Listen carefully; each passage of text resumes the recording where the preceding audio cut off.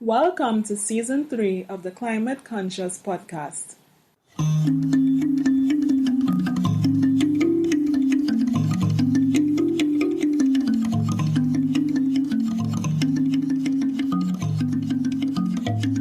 I'm your host, Deval Bazi, bringing awareness to climate change and sustainable development from a Caribbean perspective.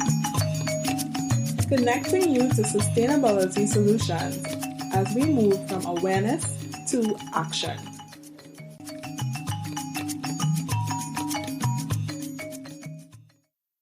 Today I'm honored to be joined by the Managing Director of a Tech for Good agency.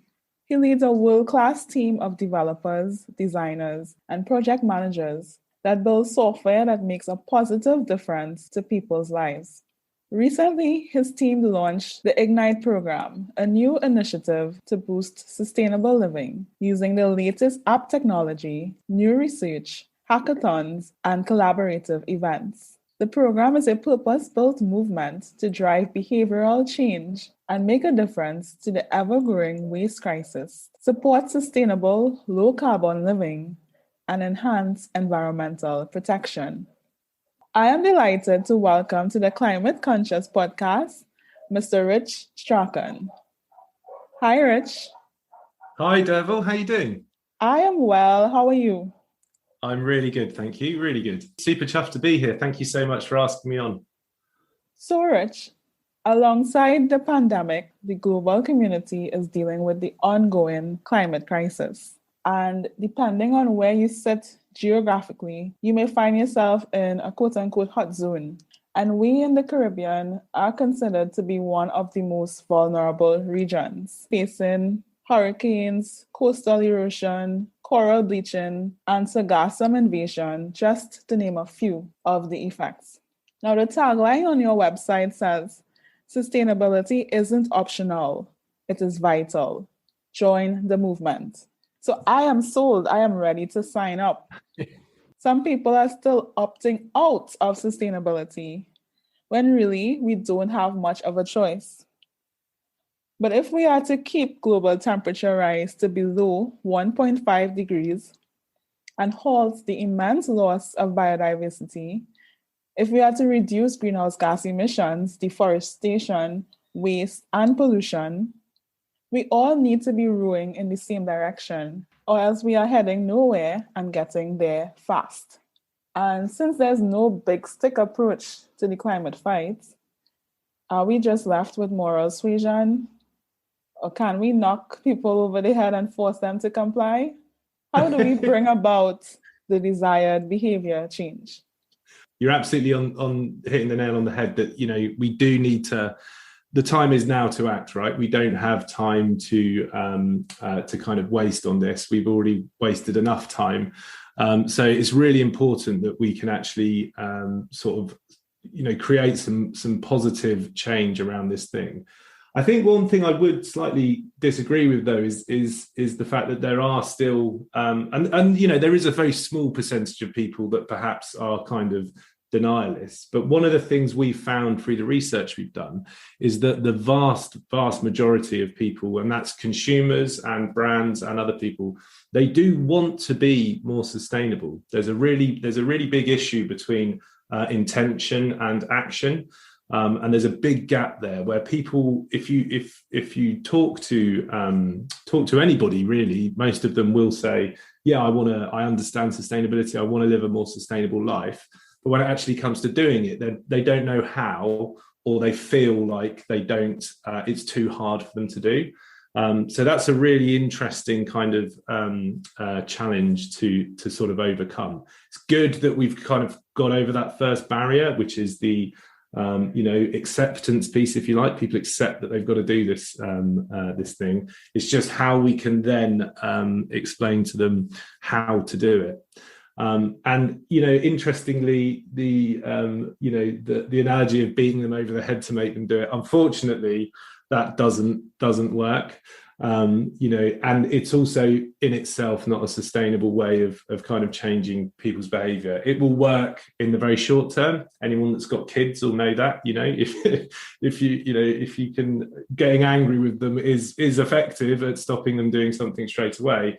But in the long term, what you've got to do is teach them the right things to do, and then show them the benefit of doing those right things. And that's actually where, particularly from a consumer standpoint, technology can have a real kind of positive impact on that. So you mentioned technology, which has long been the main driver of economic growth. Even now, it seems like, babies are being born knowing how to use devices, and there's an app for everything under the sun. Yeah.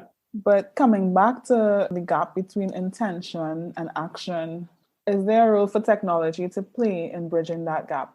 Yeah, I mean, absolutely. There's we do a lot of the work we do. So we're primarily software developers, and our main kind of focus has been on mobile technology. So we deliver mobile apps across all over the world. Actually, we've been lucky enough to be quite successful in what we're doing, and we do a lot of disaster preparedness apps. You mentioned hurricanes earlier on, and actually we work with the Red Cross to provide hurricane preparedness apps across the across the world. So we know that the impact that mobile technology can have. And it's kind of interesting if you look at any new technology that's ever arrived.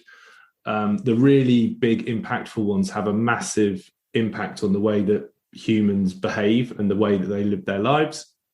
Whether that's the first time a primate picked up a stick to use it as a tool, they can use it to dig around for roots and berries, and to feed their family that way, or they can smack someone over the head with a stick and nick their food. The technology itself is always agnostic. It's how you use it. And you've seen stuff like mobile technology being used for kind of good and bad things. It's changed people's behavior in good and bad ways. Social media is a great example of that something like Twitter, when it sort of first started, was a great kind of driver for good. It was a very positive environment. And Twitter and Facebook led to stuff like the Arab Spring, which was democratizing information and making news available to everybody. And that had a huge positive impact. But then you can also see the negative side of that if people choose to use it for misinformation. And then you get the rise of kind of Trumpism and all that kind of stuff. So the technology itself is always quite agnostic, but it does have a massive impact on the way that people can live their lives. And when we're designing our the apps that we produce, and whether we're trying to teach somebody about first aid, or whether we're trying to show like an indigenous tribe or a forest ranger out in Indonesia to get them to areas of deforestation, there's certain ways that you can use design techniques within the platform itself. So using user experience and user interface designers to nudge people in a certain behavioral direction. And that's a really effective way of creating behavior change. And it's a massive one in education. And in terms of sustainability and sustainable living, if we can use the nudge techniques that exist to kind of coerce people to behave in a better way, it can be a really powerful tool. As we get into the topic of nudging, it can also raise, some ethical issues along those lines. But my position is that, we're all consumed by technology and we're being nudged whether we like it or not. So I totally support using it for good, tech for good, because as you mentioned, technology is agnostic, but it can be effective depending on what your objectives are for Absolutely. Using it.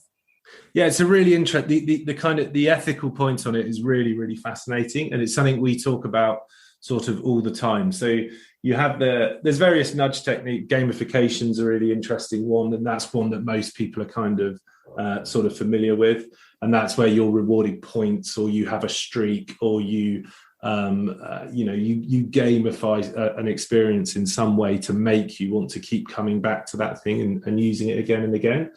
And there's a term in the design world, they're called dark patterns and light patterns. And the idea of dark patterns are that they're kind of nefarious, and they're trying to persuade you to go down a certain path that you don't want to go down.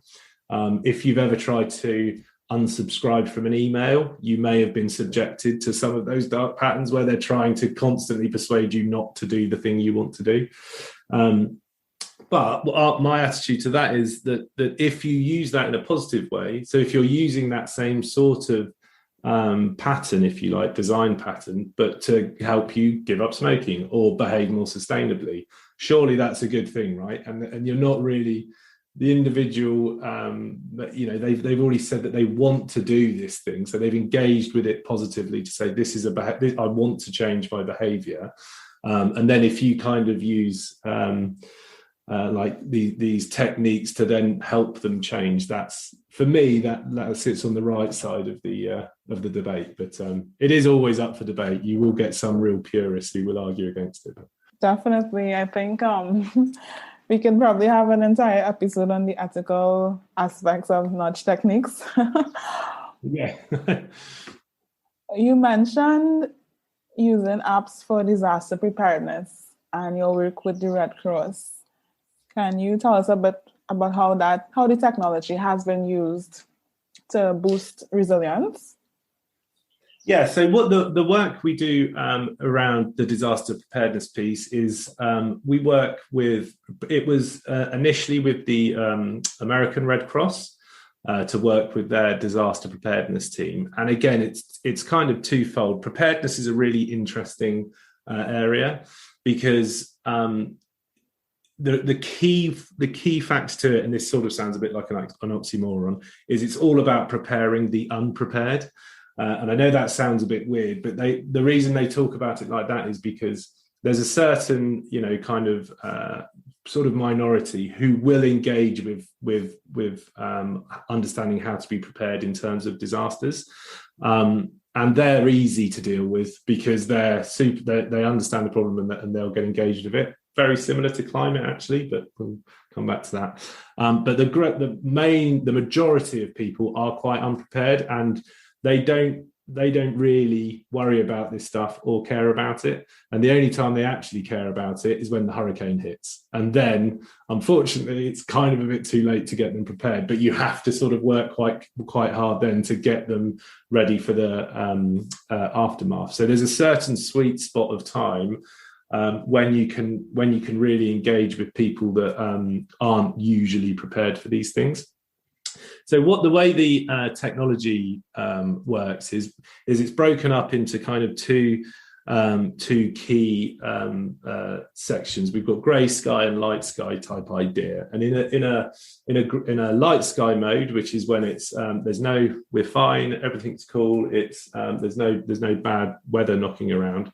We're looking at how we can educate people and how we can get them to prepare plans that they can use in times of a disaster. And then once a hurricane spins up and we know that it's coming, then we can get into grey sky mode, where we can start to talk to them about, right, this is coming, this is happening to you directly, and we alert them of the of what's going to happen, and then we can start to prepare them for what they need to do to make sure when it hits that they can be safe in the aftermath.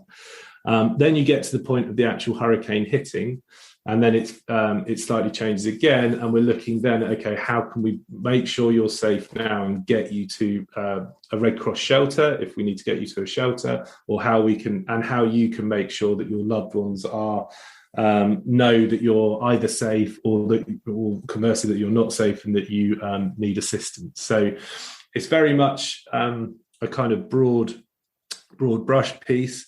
But a really key one, and this again is an interesting one from a behaviour change point of view, is to try to get people to care about it when it's not actually happening. And that's where I think there's some quite interesting parallels with climate and sustainability as well, because for a long time, people have been sat there thinking, well, this isn't really happening because they couldn't see it happening. You know, humans are quite simple creatures, really, and if we can't see it in front of our faces, it's it's quite easy to ignore.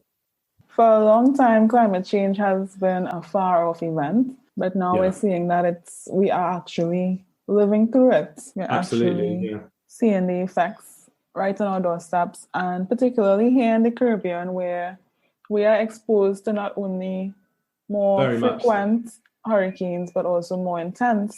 I think that this app has a lot of value to offer. So when I heard the name Three-Sided Cube, I must admit it did cause me to scratch my head a bit.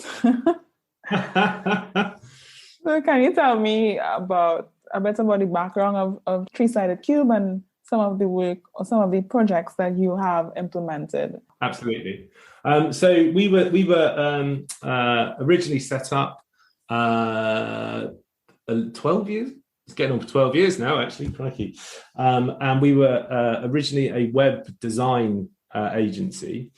And to be honest, when we first set up, we just were interested in websites and doing web design. And that was kind of what we were passionate about. And that was what that was the type of projects that we went after. And we were just kind of a fair bit younger then and, just really interested in this new burgeoning digital world. And then particularly mobile, when the iPhone came out, which was 2 or 3 years after we'd started, a couple of years after we'd started, I think, you could build apps for the App Store. And that was something that we got really kind of excited about. And then we had some real success in that area. Our first big thing that we worked on actually was a vision recognition thing where when you go for an eye test and you look at the different size letters on a chart and you read them across until you can't read them anymore. We recreated that digitally for a local organisation in the UK, and it absolutely took off, and we had loads and loads of success with it. And we were kind of like, wow, these like mobile apps seem like a thing that these might take off, So we had a fair bit of success with that, and off the back of that, we started working with the British Red Cross on their first aid education system. So they were distributing first aid manuals to people in a paper-based format, and they wanted to digitize it. But way back then, when you were trying to give that sort of information digitally, it also had to work offline for those guys, because the idea was that if you were out in the woods or something, or up a mountain, and somebody had a heart attack, you still need to be able to distribute the first aid. So you didn't want to be sat there going, God, I can't get a signal on my phone, so I can't resuscitate this guy. So it had to work offline as well. So that was hence why they did it via an app and not a website. That was very successful. And through that, we started to nurture our relationship with the Red Cross, which is where we started to do the disaster preparedness stuff with those guys. And we also work with other parts of the Red Cross to deliver other bits and pieces. But really, what we started to do, we realized, as any kind of organization grows, when we were about, I think it was 10 of us, and we were having this success with these types of projects, and we knew we had to grow the team again. But we thought, we took a while to think, well, look, what is it we're here to do? And it was the bit that we're best at, and the bit that we have the most success with, and the bit that everybody got excited about, was the tech for good stuff. So when we started, we didn't start as a pure tech for good agency, but we organically grew into that because that was where we were best, and that's when we produced our best work. Since we've sort of switched that focus, which, as I said, was about 5 years ago now, we work with all kinds of big organizations in the for good world. So another big client for us is the WRI, so the World Resource Institute. They're focused on looking after and giving data about the world's resources. So we do a lot of work with their forest teams, tackling deforestation, and whether that's And that's across the globe again. So we do a lot in South America, Indonesia, Madagascar, anywhere where there's areas of deforestation, really. That's a really interesting technology because that uses satellite imagery and image recognition and artificial intelligence to understand. It scans images over time and then looks for areas where it thinks there may be deforestation, and then we alert the people on the ground to that, and they can go and report on those issues. Because and I like those projects. I really love the stuff we do with the forest guys, because they're a really interesting user group as well, because the people that actually look after the forests are the people that live there. So it's their homes. It's not the local governments. If you go out, Brazil, the government in Brazil, to be honest, don't really care about the Amazon, but the people that live there really care about it.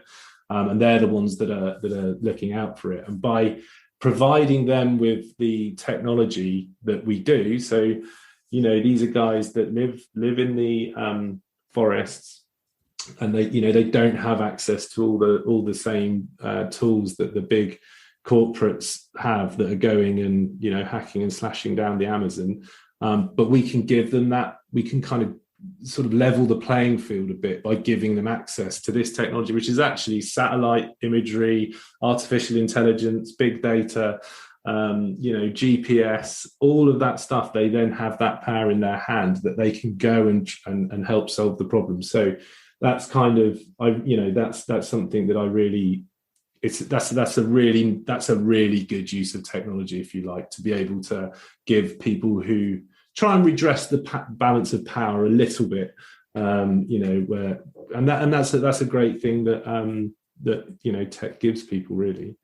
And then we also work in the humanitarian space as well. So we are just started working with UNHCR, who's the UN's refugee arm. And we've also, we're going to be working on the Ocean Decade project, which is UNESCO's project, which is very kind of, that's going to have a huge impact for you guys in the Caribbean, because it's a huge focus to clean up the oceans and make sure that they're, and it's another, to keep the temperatures try and keep the temperatures at a stable level. And that's a really fascinating project we're working on with them. And actually, that's more at the what we're doing there is helping them to facilitate climate scientists to collaborate. Because one of the biggest thing with climate change is there's no one country's going to fix it. There's no one discipline's going to fix it. There's no one person's going to fix it. It is mass collaboration. It's a big team project. Absolutely. It's very interesting, the route you took to sustainability. We all take different routes to land here. But you're starting off as a web design agency and evolving into this tech for good organization. Yeah. It was very interesting how the Ignite project came around, actually. So you mentioned Ignite in the intro, and that's very much the reason that we started Ignite was we did some work with this was locally to the UK. We had it was a product labeling company came to us, and what they wanted to do was track plastic bottles through the recycling process. Because what they wanted to do was, this is very broad brush, but the idea was that Coca-Cola produce a plastic bottle, they sell it via a big supermarket, hypermarket, that gets to the consumer, and then the consumer, ideally we get that bottle back to Coca-Cola so they can reuse it and it can go through the chain again, so it's properly recycled. And it's like the concept of the circular economy. And they had a particular technology where they could uniquely identify all the different bottles that got produced. And our input into that was the scanning. So the idea was that the consumer would scan that bottle and you would track it that way. And it was quite a cool project. And we're doing some other work with them now with the Welsh government around deposit return schemes and stuff like that. So it was sort of fascinating. But what was really interesting about it from our point of view, we had no idea just how terrible recycling is and how bad people are at it and how almost, I hate to say it, but it's almost a pointless endeavor. And that in its way is dangerous because, in the UK, everyone has a recycling bin. We chuck our plastic into the recycling bin and we pat ourselves on the back and say, look at us. Aren't we living our sustainable life? Aren't we great? We're recycling everything. And the reality is that only something like 9% of that stuff actually ends up getting recycled, and the rest of it gets landfill or sent around the world or dumped into the oceans or whatever it is. So the fact that it's that smaller percentage, and the fact that people don't realise that, for us was a real kind of wow. I mean, we are deluded here. We're sleepwalking into an absolute, a climate catastrophe. And, it's people don't realize because they think they're doing everything they should be doing. So, and that sent us off on a whole kind of down a bit of a rabbit hole of investigating and understanding the plastic value chain, and where this was, as I said, is very UK based, but it's a global issue because what happens is the recycle. One of the sort of things that really blew our minds was, as a recycler, you can get paid to export the rubbish. So you don't actually have to recycle it. You just stick it on a ship and you get paid as though you've recycled it. And it's treated as though it's been recycled, when all it's done is been put on a ship to who knows where.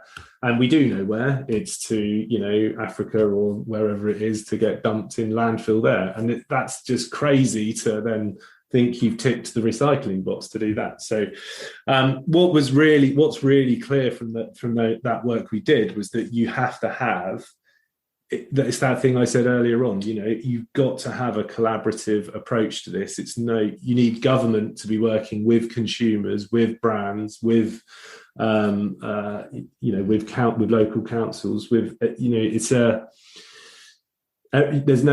can't point the finger at any one person. There's no point in telling Coke off for producing plastic bottles if people still buy plastic bottles. It's a two-way thing, and that was where Ignite comes from, to create this kind of positive environment where people can engage with the issue and not be scared to engage with it. So right. We make a real thing about, we're not finger wagging at anyone, we're not telling anyone off, and we'd rather have organizations come to us and say, look, we're doing this wrong right now. What can we do to make it better? And I say come to us, I mean come to the group, because I don't have the answer for them. But they can engage with government, or they can engage with whoever to work it out. So yes. No, you have a very interesting perspective on recycling. Just worth saying that is a very UK perspective of it. So no, I agree. Recycling is not a panacea. It's just a plaster. Yeah. Doesn't solve. Yeah, we shouldn't have to do it. It'd be better if we didn't use the stuff in the first place. That's, it's the last thing you should be doing. Yeah, and in the hierarchy, it's not number one, but that tends to be our go-to to show that we're sustainable. That's it. And I think in terms of educating, it's an interesting one. I know that in the hierarchy, it's the last one on the list, but actually it's the one that people are most familiar with. So it's the one that people can start to do something about first. So I always think of it a bit like it's the battering ram to get into their life. Like I can talk to my mum about recycling, and she'll know what I'm talking about, and I can explain to her that she's getting she might not be washing up her yogurt pots properly before she's throwing it away. But if I start trying to talk to her about refusing stuff and reusing, actually that generation is slightly different. But yeah, that's a much more complicated thing for us to get our head around, really. So yeah, it's a good way in. It's like the and then we're off. We can once we're in, you can persuade them with the other stuff. So Rich, recognizing the importance of new technologies in boosting sustainable development, it brings us to the point of access. Or as you mentioned earlier, democratization of technology and information. But as we can see, even with access to the vaccines for COVID-19, global inequalities persist. So how do we level the playing field when it comes to technology for sustainable development?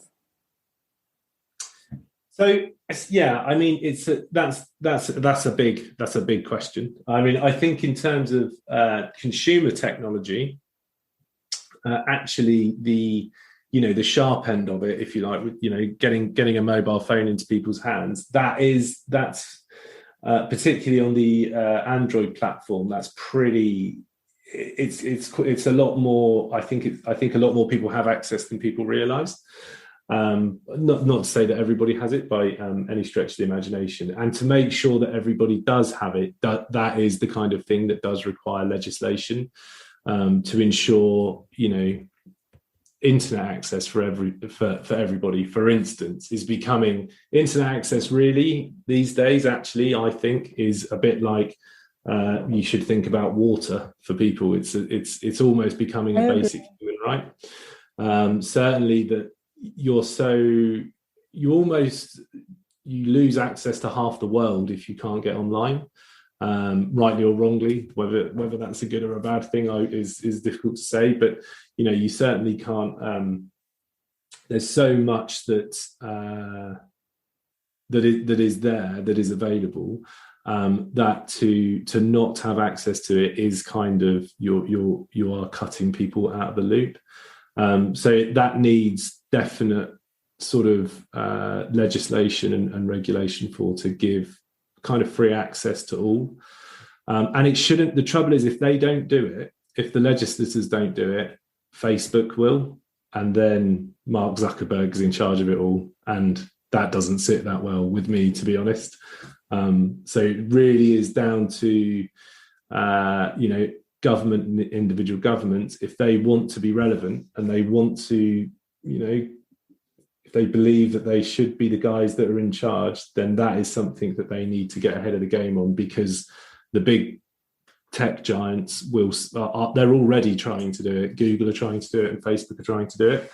And I just don't think that's a very healthy way for the world to be, a direction for the world to be going into. You shouldn't have big faceless, because they don't answer to anybody, and they shouldn't be in charge of our resources to that level, I don't think.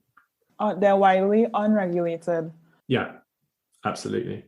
It's a really interesting one in the technology world. And in fact, I'm probably, most people think that regulation is a really bad thing, and it stifles innovation and it stifles development. And there is some truth in that it does stifle kind of innovation and very early innovation. But you get to a point where it's too big not to be regulated.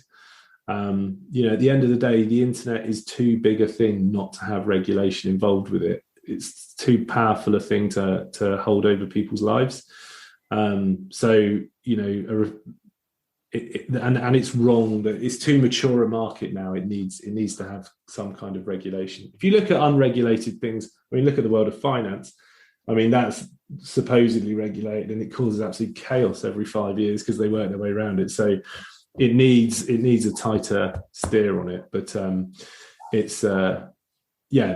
would be, in terms of the democratization of technology, I think people's access to, because the hardware itself these days isn't that expensive. There's so much of it about it. It's a fairly low cost to the hardware. It's the services behind it where all the access and power is. Yeah, and that's the bit that should be opened up, I think. Yeah, I think India has done a good job in terms of access. I think 1.3 billion people, and almost everyone has a phone, and I think they have reasonable rates in terms of plans for data. Yeah, but I totally agree that we need to look at regulating technology, because, as you said, they are pretty mature systems now. Exactly. They don't need. It doesn't need to stifle. When people talk about stifling innovation and development, what they're really saying is they can't make as obscene an amount of money out of it. That's really what they're talking about. It's like, well, what? I've got to give some back, but I want all of this. Like, what are they saving up for? What is Jeff Bezos saving up for? He doesn't need any more money. Cryptocurrencies and blockchain technology is that's a very unregulated, crazy world, particularly that financial aspect to it. it was originally designed to be a very democratized thing, and it's just getting awfully like stitched up by people out to make as much money as possible out of it. It's an interesting one. Yes.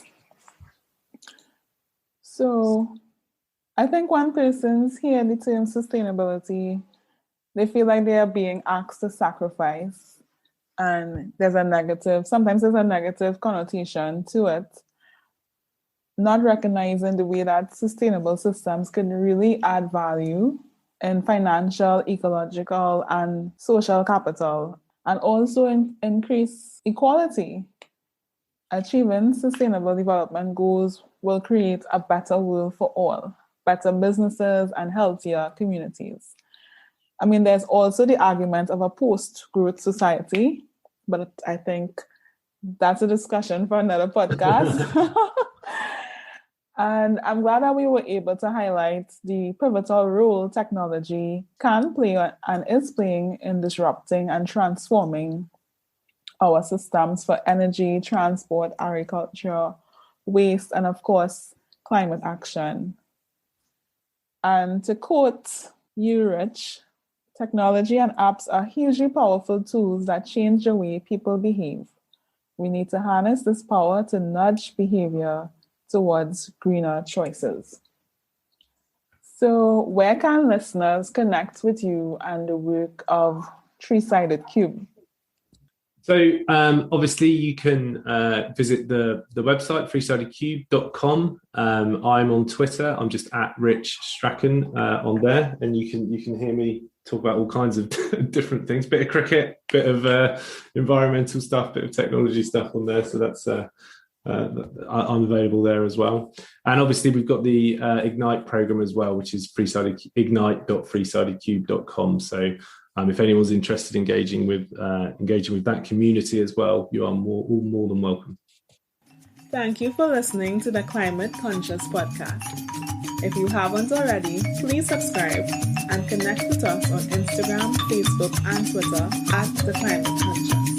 And be sure to check out the Climate Conscious Lifestyle Kit.